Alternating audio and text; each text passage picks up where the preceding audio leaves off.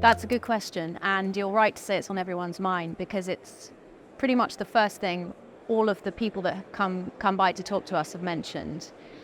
How is AI changing our industry, the language industry? How is it changing asset management? And lots of our clients have built large language models internally to manage all sorts of outcomes for their business. And one use case is translation. So generative AI can produce language at source, and it can create content, and it can produce that content automatically in many languages. But RWS has been in the business of AI for years, and we have our own machine translation product, and that is a form of AI, of course. And we've got lots of people much cleverer than me working away at developing neural machine translation, integrating it with client workflows, optimizing the output of the machine content, which is brilliant, but still not always perfect. And certainly for very specific regulatory use cases, it needs to be absolutely accurate. So it's top of everyone's mind. And I think also because the asset management industry has suffered a little over the last couple of years in terms of outflows, it's one way that our clients are thinking about producing content which they know they have to produce, but more efficiently and more economically.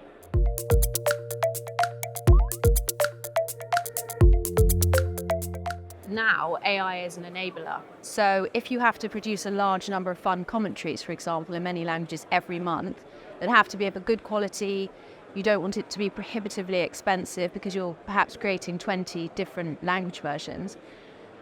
In the past, perhaps our clients thought it's a bit cost prohibitive. Now they're able to do so much more because AI and machine translation enables them to do it.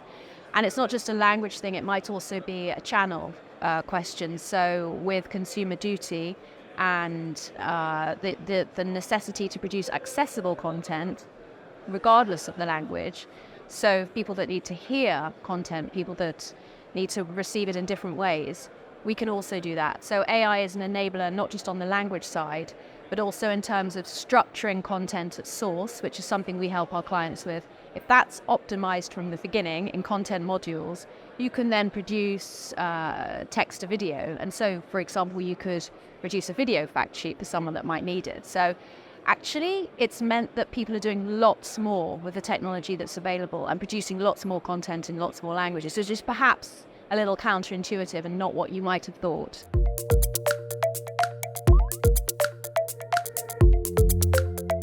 I think it'll benefit the industry in many ways. As I was just saying, it's possible now to do things that were previously not possible. So I think clients can reach more audience, more people, more quickly. I think sometimes the cost to market meant that clients made a decision perhaps not to distribute funds. Translation was one factor in that. Now they can do so. They can get their products to market more quickly. Content can be more accessible. And I think it's about client experience. Many people have been sold for years on the idea that if you speak to someone in their language about a product, they're more likely to buy it. It's a product in the end. That's financial services we're in the business of selling. And so if you can do that and talk to audiences in the way they want to be spoken to in their language, and that content around the product is a good experience, then I think that benefits everybody.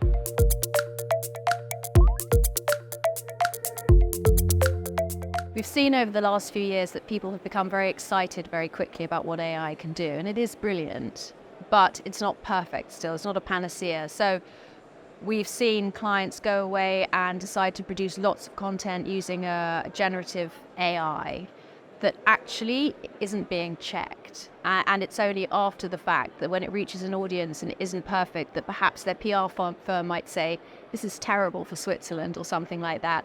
Actually, you need to treat it with caution. You need to do a lot of testing.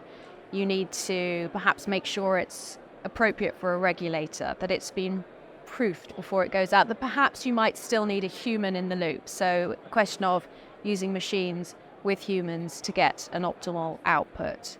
Because AI and machine, it's like a hammer. So the hammer is brilliant, but you need to know how to use it.